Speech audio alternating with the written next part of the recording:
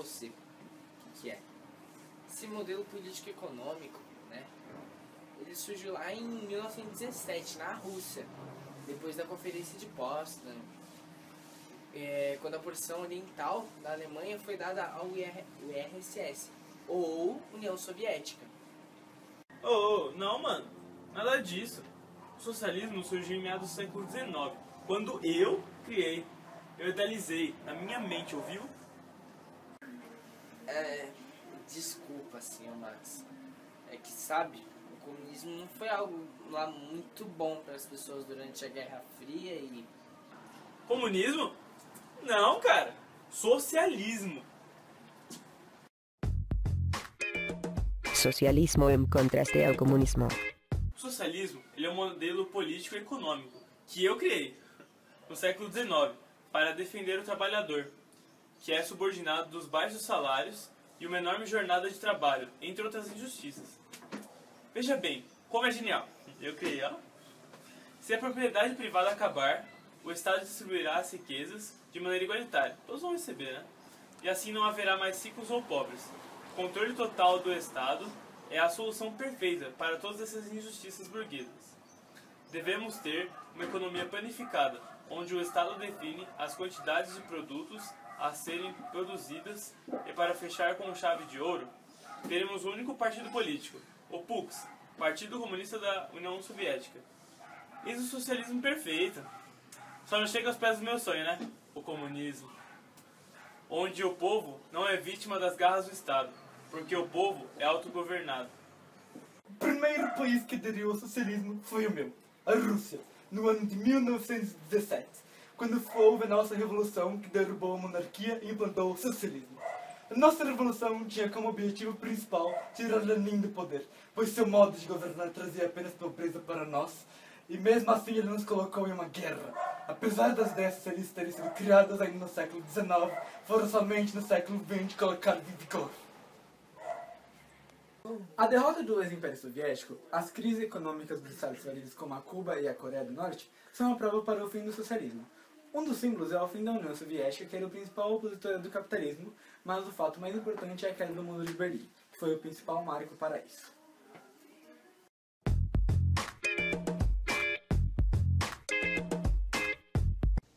Meio milhão de pessoas, o equivalente à população das grandes cidades do país. Esta foi a maré humana que atravessou hoje da Alemanha Oriental para a Ocidental, através de dezenas de pontos na fronteira. Ao mesmo tempo, começa a ser derrubado o Muro de Berlim, que durante 28 anos dividiu a nação.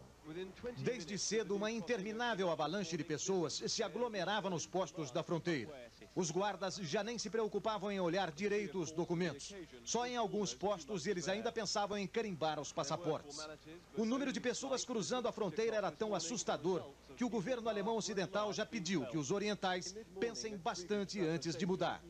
Mas já se sabe que a maioria dos que atravessaram ontem e hoje não pretende mudar de país. Muitos viajaram apenas como um programa de fim de semana para ver amigos ou parentes. Ao mesmo tempo em que o êxodo aumentava, ao longo da fronteira os engenheiros escolhiam os melhores pontos para a derrubada. Sem esperar pelas máquinas, muitos investiram contra a muralha como antigos guerreiros. Enquanto isso, a multidão aguardava para levar um pedaço do concreto como lembrança. De repente, o paredão que durante tanto tempo inspirou medo e simbolizou a divisão do país virou souvenir. Esta jovem disse que mal podia acreditar no que via e também tratou de levar um pedaço do muro para casa. Em alguns pontos, as máquinas começaram a acelerar a derrubada. Em minutos, 28 anos de história são jogados em cima de um velho caminhão. O trabalho frio e indiferente da máquina acaba produzindo uma das imagens mais importantes do século. É o fim de uma era.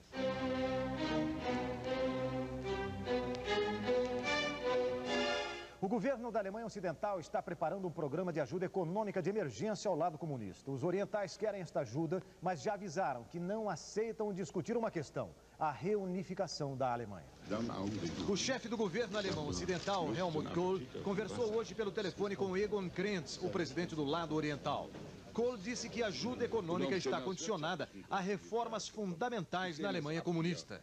Kohl não falou na reunificação, mas impôs 5 condições: que os alemães orientais tenham liberdade de expressão, imprensa livre, liberdade para organizar sindicatos e para formar partidos políticos independentes, além de eleições livres. No lado oriental, Egon Krenz informou que os 2 líderes discutiram a cooperação econômica e política entre os 2 países, mas deixou um ponto bem claro: a reunificação do país não está nos planos do governo alemão oriental.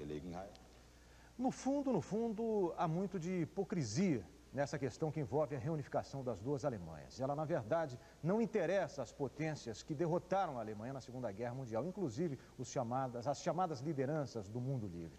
Uma Alemanha única e mais forte mete medo nos governos da França, Inglaterra e até dos Estados Unidos e da União Soviética. Derrubar um muro, sim, mas unir as 2 Alemanhas é mais complicado.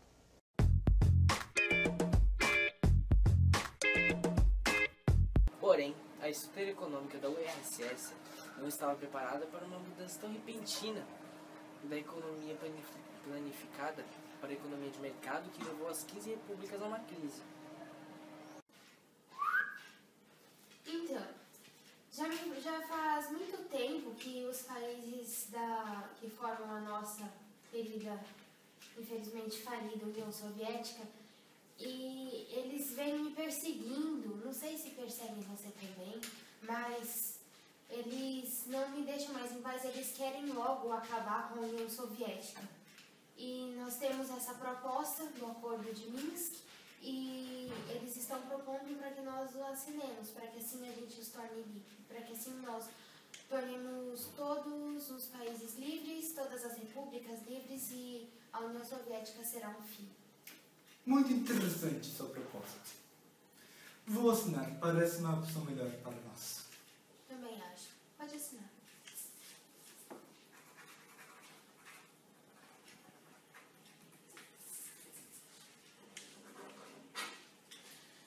Só que nós temos um pequeno, grande problema. O quê? Estamos falidos. Vamos agir. E se nós nos uníssemos? Justo. Todos os países, que tal?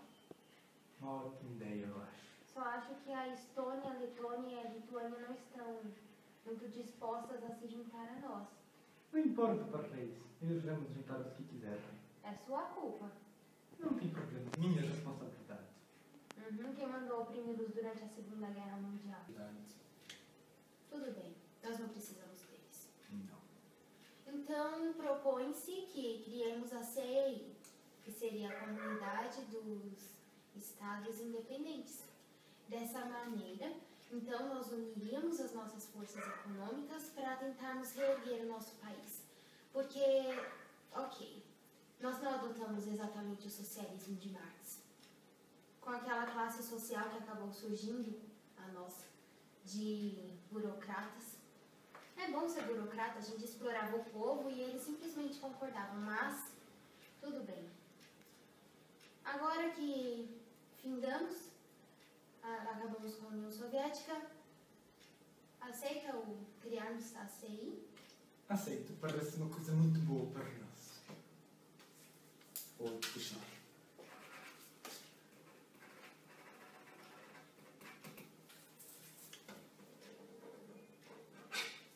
Dessa maneira, então, nós vamos unir as nossas forças econômicas, porque durante o socialismo que nós adotamos, ok, eu reconheço que nós não administramos direito.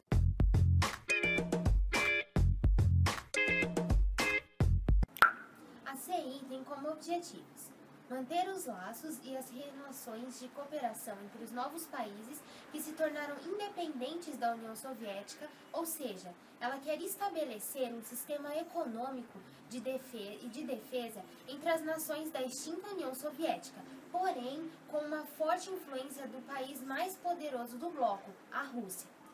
A CI, ela também descentralizou o poder da região e colaborou para a consolidação da democracia nas ex-repúblicas soviéticas. A CI também quer estabelecer diálogos nas áreas econômica, política e militar entre os países da CI. A CI é uma cooperação entre os países. Como funciona? está organizada em uma confederação de estados que preserva a soberania de cada um.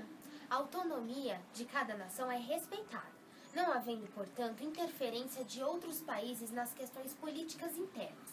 Qualquer país pode abandonar a comunidade dos Estados independentes após ter anunciado esta intenção, desde que a mesma seja com 1 ano de antecedência. A estrutura administrativa do bloco é composta por 2 conselhos, sendo um formado por chefes de Estado e outro por chefes de governo, cujos encontros ocorrem a cada 3 meses. Características. A população dos membros da CI é de aproximadamente 273,7 milhões de habitantes. O seu PIB é estimado em aproximadamente 587,8 bilhões de dólares. A Rússia é o país mais populoso, 140,8 milhões de habitantes, uma vez que o seu território corresponde a 2 vezes o território do Brasil, sendo, portanto, o maior país em território do mundo. A Federação Russa é a nação com maior destaque no bloco, pois apresenta grande importância no cenário econômico e geopolítico global. CI hoje. As nações, de um modo geral, estão estabelecendo relações econômicas com países de fora do bloco, reduzindo os laços com os países integrantes da CI, que enfraquece ainda mais devido à influência da União Europeia, que estimula muitos países a deixarem o bloco, ameaçando assim a soberania russa. A Geórgia integrou a CI entre os anos de 1963 e 2009. Após a Guerra da Odisseia do Sul, o parlamento da Geórgia decidiu a retirada do país da comunidade CI. A sede da CI atualmente fica na cidade de Minsk, capital da Bielorrússia.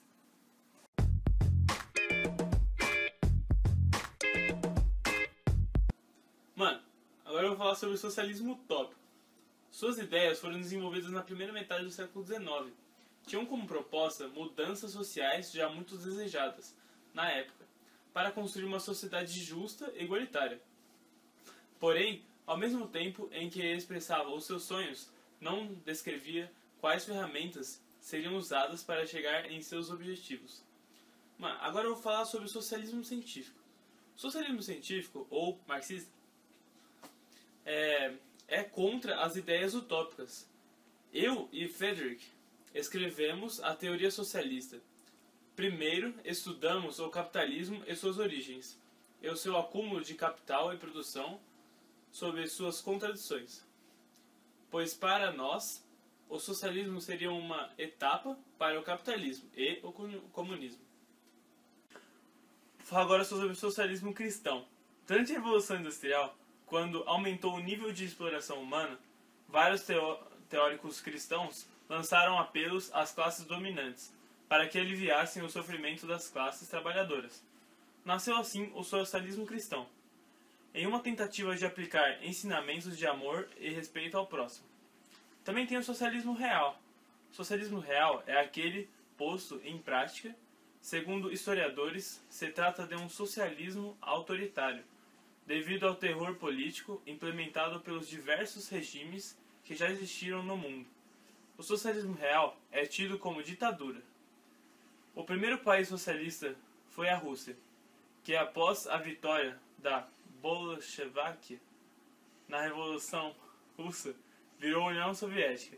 A partir de 1921, o Partido Comunista estabeleceu a ditadura no país.